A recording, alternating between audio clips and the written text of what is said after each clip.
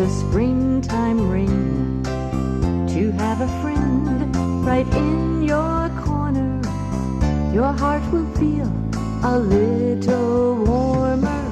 Tender loving care, tender loving care. Each warm and friendly touch lets someone know you care so much. Tender loving care, tender loving care.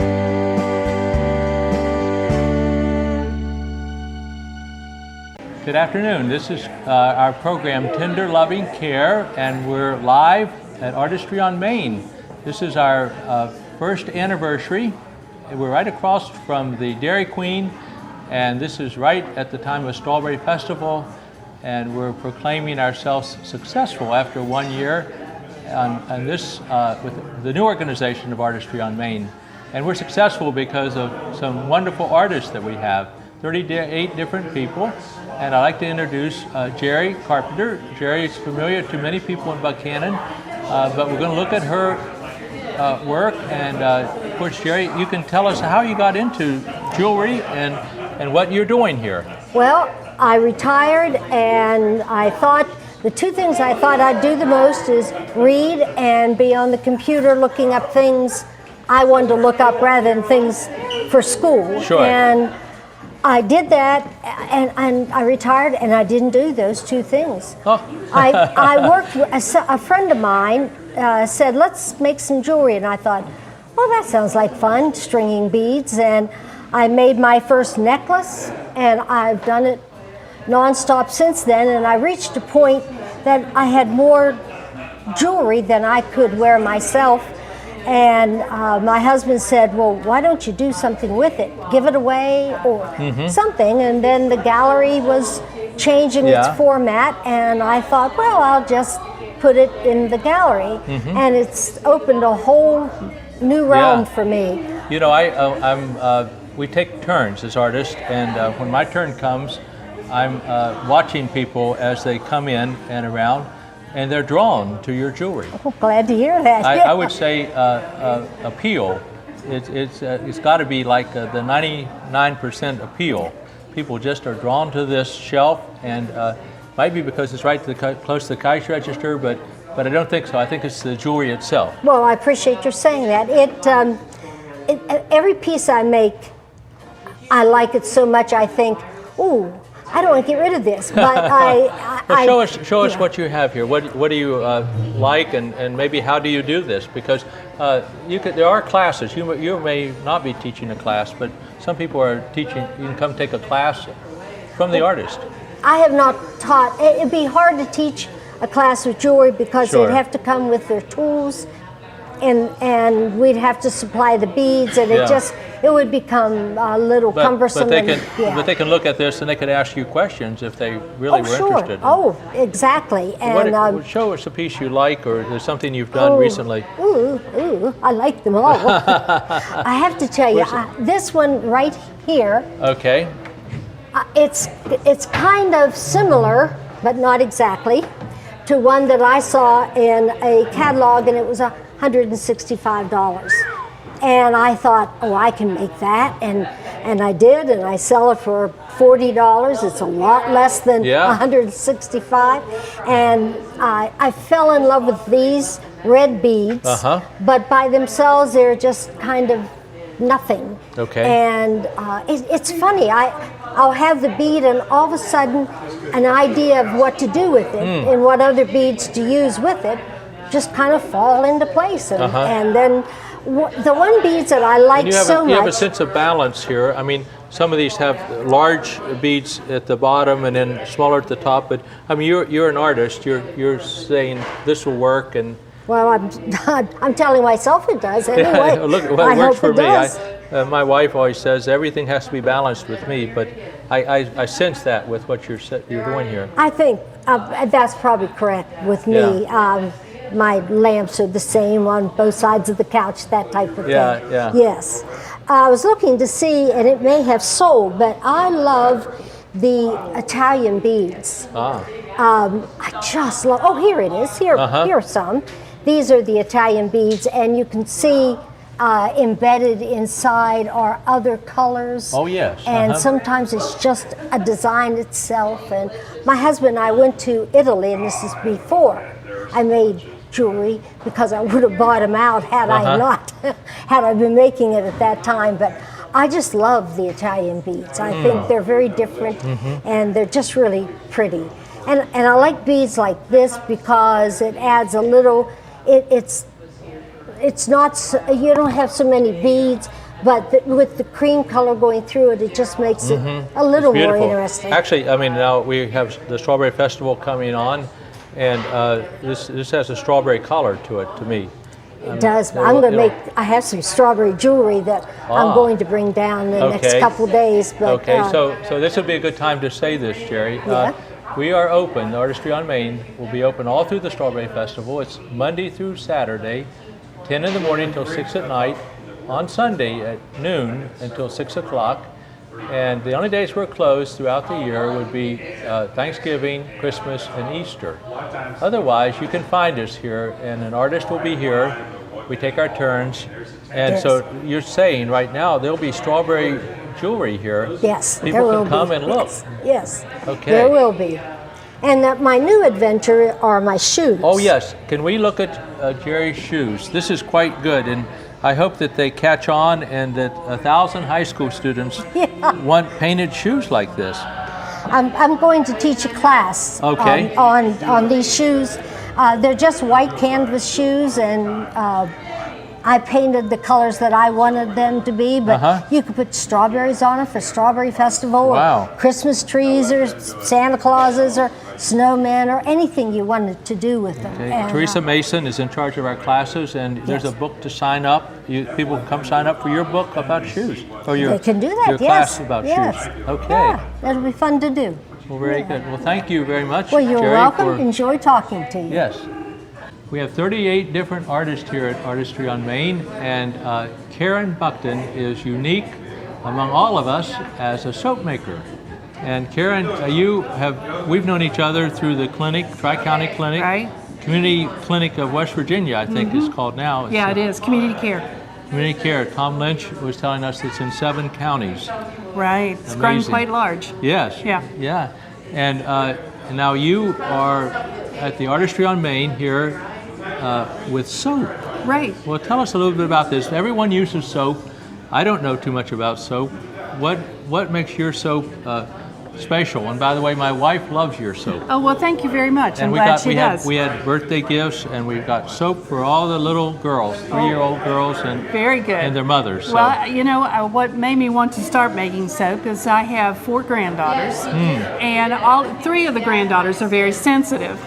They can't wear all of the different chemicals that they put in the soap that the big, larger companies do. Okay. So all my soap is I make it from olive oil, sunflower oil, it has cocoa butter in it, and then I use other things like colloidal, oatmeal, kaolin clay, and even some whipping cream. Wow. So Okay. all of it goes in here. Everything that I put in is edible, Okay. only don't eat it. Don't eat it. Okay. Yeah, Okay. don't eat it. Only if you use a bad word and your mother gives it to you, then you better obey your mother. Right? And I started doing this about, it's 2 years that I've been making soap.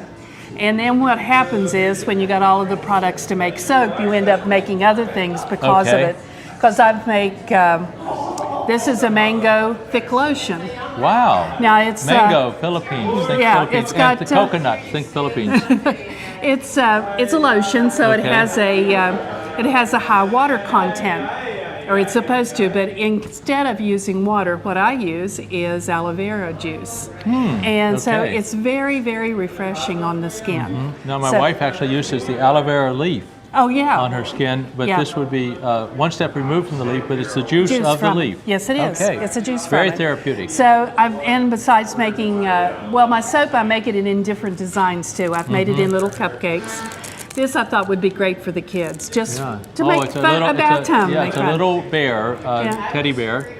But now, show us the strawberry shortcake. This is Strawberry Week. This is our open house, and the Strawberry Festival officially starts on Saturday, the 9th of May, and will be for a week, for 9 days actually. So this is strawberry shortcake. It's a strawberry shortcake, and I've made it again. It's made with soap, and the coloring that I used, mica, is just it's a natural ingredient, so we're good with that. My fragrance is what I use the fragrance oil, so that makes it a little bit on the chemical side, but not as much as what you're getting locally or getting from the big chain stores. But it's got strawberries on top, and then Could you it's have got a strawberry flavor? I mean, strawberry flavor is wonderful. Well, this has got a strawberry fragrance in it, so it smells like strawberry, and then it just looks like a cake. And I put it in a pie round, and I cut it in the cake slices. Well, you're very creative. So, well, thank you. And then I made bath bombs. Okay. So the bath bombs they have citrus acid. Everything that's in here you can buy at a grocery store. But it's the only thing that makes it a little bit different is that just because I'm using the fragrance oil, so it matches my soap. Okay. But it has baking soda, cornstarch, citric acid, all those things that you can get at the grocery store. Now lye is traditionally in soap. Lye is traditionally in soap. In order to make soap, you have to use lye. Okay. There's no way around it. And when you buy it, well, let's say if you buy a melt and pour at a local Michael's or AC Moore, when you buy that, they've already used the lye elsewhere and made the soap, and so all you're doing is remelting the soap and pouring it into the molds. Okay. So when the larger stores are making soap, they're using a lot of chemicals, and it's not soap, it's not labeled soap, it's labeled, a beauty bar or something, so it doesn't say that it's soap. It's probably made with detergents of some kind, and a lot of chemicals. A lot of chemicals. Yeah, so that I can't pronounce all the chemicals they use. I think, and I don't know, women's skin is very sensitive. I mean, some men are, but I'm not a connoisseur of soap too much. But my wife, anyway, you give away free samples. Yes, I do. And she was in one day and got a free sample and went home and used it for a week or so. I said, "This is wonderful." She saw results in 1 week. Well, very good. I'm glad to hear that she likes it. Very glad. Very good. And I have also, besides the bath bombs, it's called a bath truffle. And it looks like ice cream. Ice cream, yes. And what it is, it's same ingredients that you use in the bath bomb, only I use a lot more oils with it. I use a shea butter and a cocoa butter, so it softens the skin even more. And it's a nice gift, a cute gift. Yeah, it's a nice little gift. Okay. And then I made the little Mother's Day gift boxes, or I made gift really? boxes. Okay, yes. we do have Mother's Day here coming right up. In the box, it has a bar of soap and either a bath bomb or a truffle, and then some lotion. And there's a little scrubby. So, and all of that for $15. It's not a bad price. That's not bad. There will be some students out here that could afford that for their mother. Oh yeah. Yeah. So. And your mother's worth whatever you spend on her, believe me. Well, Karen, thank you very much for showing us. My pleasure. And we want to say one more time, we're open. Artistry on Main is open every day of the year. That was a new change for us. We don't want to be shut down at all, except for Thanksgiving, when you want to be with your family, Christmas, and Easter. And we're open 10 o'clock in the morning until 6 in the evening. And our computer whiz has told us that most of our sales actually are after work. I mean, if you want to percentage your sales out, that 4 to 6 o'clock in the evening is a good service for people. Yeah. Come downtown after work, stop by. We're open till 6. And then on Sunday, it starts at noon after church till 6 in the evening. So thank you, Karen. My pleasure, Greenrock. Okay. We have tremendous artists here at Artistry on Main. And during our open house, we are very, very fortunate to run into Sam Adams. Sam is a artist supreme with stained glass. And I know because my wife has fallen in love with her work. And we have some on our front door. If you're at the Strawberry Festival and you're walking down the street, look up to the front door, you'll see this wonderful stained glass window that Sam has created. But Sam, you have been a great asset to the Artistry on Main. This is our 1-year anniversary in our open house. Tell us a little bit about your works here, and also maybe what goes into making this. And I think you also have classes for us. I do have classes. I run a 6-week beginning class, and it's 2 hours once a week. Okay. And then I run an 8-week intermediate class, which is 2 hours once a week. Okay. So People can sign up at the desk they here. can sign up Come here, into yep. the Artistry on Main. We're open every day. It's 10 till 6 Monday through Saturday, and noon till 6 on Sunday. Only closed on Thanksgiving, Christmas, and Easter. Correct. And come in, and we have a book for people to sign up for classes. Correct. And your classes are wonderful. I mean, I get feedback. I haven't taken them yet, but I'm glad to hear that. yeah, we're getting feedback. Yeah. People come in. Yeah, we have a great time. I think every student that I've ever had, I've literally fallen in love with. I mean, we Well, that's laugh, great. and Wow. but in the end, they work hard. They work really hard. Now, And Teresa Mason has actually told us that some people are going to come back on their own. I mean, when the official times that they're open to do this, no classes going on, and keep working on their stained they glass are. Yeah. because of the equipment that is here. Right. Correct. And we Wow. need somebody here. So somebody's volunteered, and so that That's is great. another whole That's great. segment Well, that's going to work. Give us an idea of what is involved in this. Well, like, for example, this okay. lily is tremendous. What goes into something like what this? this is about is we have an incredible flower garden which has a lot of perennials, old. They were planted many eons ago. The before. Appalachian heritage plants. Right. And lots of really strange exotic lilies. And this one lily, I don't know what you call it, but it's got many layers, triple, double, Right. whatever. And I took several photographs of it.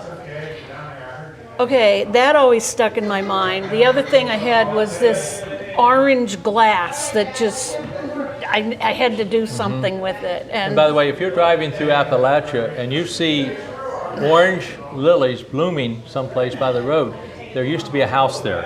That's right. That's exactly. You're right. And Yes. so there's the orange. Yeah. So, anyways, what I did was I decided to use this orange glass that I loved and do this lily that I had taken a picture of.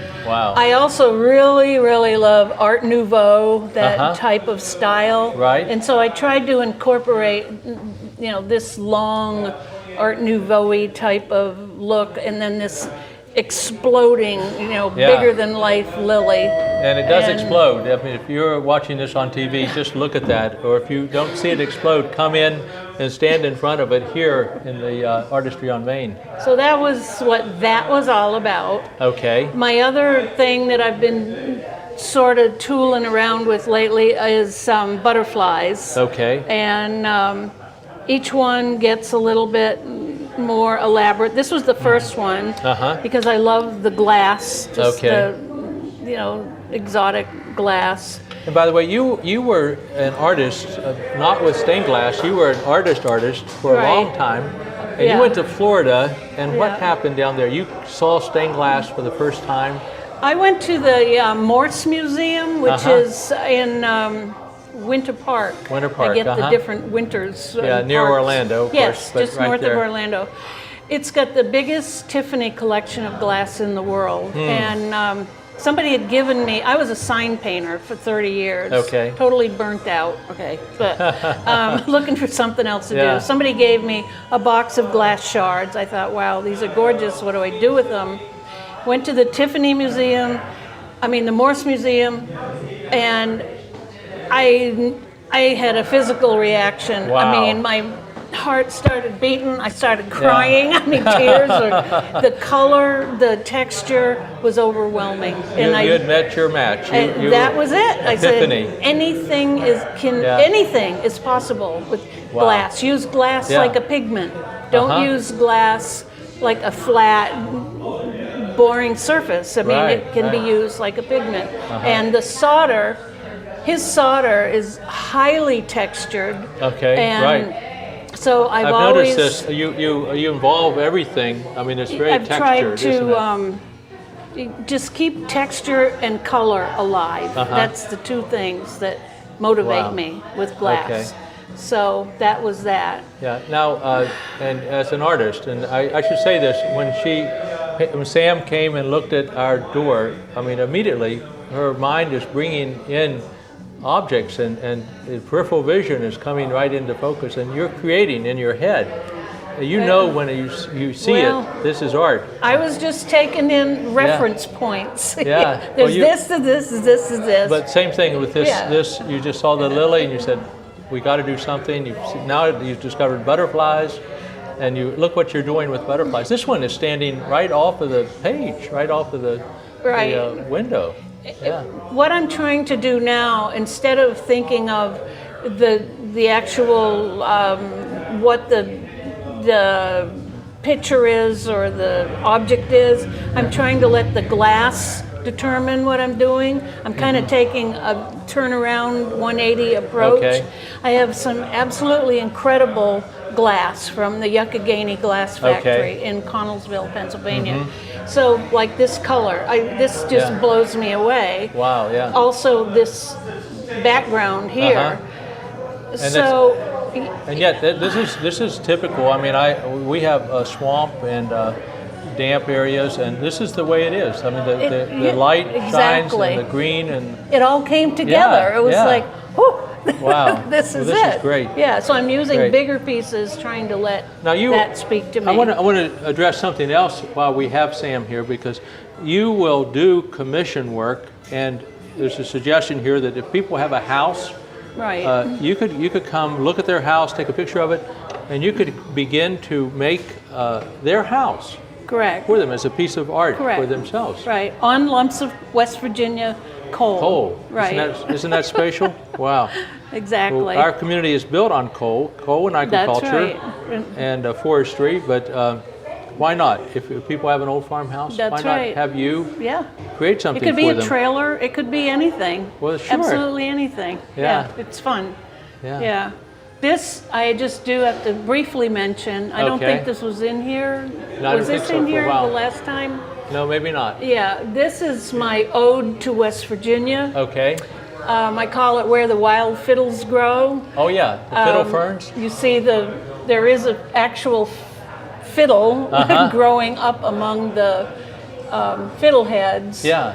And this And there's a fiddle player. he's like a little sprite type of a okay, guy. okay. He's sort of And the a fairies mystical. dance. Mystical, Yeah, right. And this these is our are- Irish heritage. We believe in the full moon, the fairies dance, right? Exactly. There you go. Which I do have. Okay. So, and there's a lot of indigenous West Virginia plants. There's ginseng and the multiflora rose and the sassafras. Sassafras. Oh yes, and, yes. Naturally, the tulip Dogwood. tree. The dogwood. And the dogwood, right. And the mountains that look like boy, little ice yes. cream scoops, which Yeah. is West Virginia. It's perfect. Yeah, and then the little And the front house up porch on the hill. with the refrigerator out front. Right. Okay, you got it all. Yeah. So I love it. Yeah, that's. Well, thank you very, very much for you're showing very us welcome. and being a part of the Artistry on Main success. Well, in thank our you. first year, we've had a successful year, and folks are invited to come on down and check Artistry on Main out. And if you're lucky, you will see Sam Adams on duty. And if she's not on duty, you can take her class. Absolutely. So thank you Sign very up much. desk right there. Okay, we appreciate Thank it. you, Greenbrier. Okay. As always. You betcha. Okay. I'm very happy that as we are here at Artistry on Main on our open house, our first anniversary, that my lifetime friend, Greg, has popped in, and we interviewed him over a year ago, and he's part of the success of Artistry on Main. Greg, I'm glad you've had a good year. I'm glad that we've had a good year at Artistry on Main. Oh, it has. It's been a great year. Yeah, and what can people find here if they pop in and see your turning of wood? Well, I think the really interesting thing about my pens, they're I think a pretty neat design, but the really interesting part is that I can tell the story of almost where almost every one of the woods came from. Wow. As an example, I have wood from the Philippi Covered Bridge. I have wood from the Great Hall at Arthurdale that Eleanor Roosevelt inspired as part Okay. of the New Deal, and she actually danced on the floor that I have wood Right. from. And by the way, Betty Rivard, just how things all interdigitate, one of the artists here has a book about photographs of the Great Depression and Eleanor Roosevelt at Arthurdale. So we have two ways to look at the Great Depression. Right. And just yesterday, I went to Greenbrier State Forest. Okay. And met with Jesse Anderson, who's the superintendent there, and he gave me a few pieces of chestnut from the basement of the superintendent's house. Wow. That was built as a 3Cs project there. Huh. 4 of the cabins and the superintendent's residence were all 3C projects back then. And I need to get more versed on that whole thing, Yeah. but I do know that my father-in-law worked in the 3C program. Oh my goodness, isn't that something? Yeah. Yeah, so that's really So the thing. the wood is history. It is. Yeah. And Now our own class, Buckhannon Upshur class of '66, is coming up on our 50th anniversary. I'm soliciting for auction. But anyway, I mean, you probably have something that represents Upshur County or our high school, I do. or our junior high maybe. I actually got an old bulletin board frame that I'm pretty sure had to have come from the old part of the building, which is now the junior high, which was the high school when we went there, Yeah. and the high school when my dad went there. you Wow. know. Yeah. So I have wood from there. I have 2 different pieces of wood associated with the one-room school that I went to How about out at that? Lawrence. Lawrence, okay. That was the center of America back in the 1830s, right? Yeah. Before yeah. your time, It was. slightly. It was the population center as it moved west as Yeah. the population expanded. Yeah. In fact, the school is right across the old road from that sign that declares that. How about And I that? got a piece of an oak floor beam when they did some renovations, and I also got a piece of the cherry tree that was in the fence line of the schoolyard there. Wow. So here's the idea. Artistry on Main has great artists. Greg is one of them. If you have a piece of wood, you have a farmhouse that's been in your family forever, Greg, you can do something with that wood, can't do. you, for a reunion of some kind? I really get a lot of enjoyment out of doing those personalized things. Wow. One of my favorite stories is making pins out of a rolling pin for the lady's sons.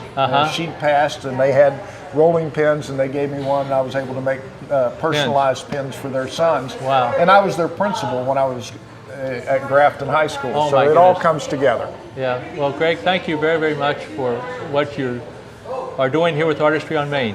Thank you. It's good to see you. Okay.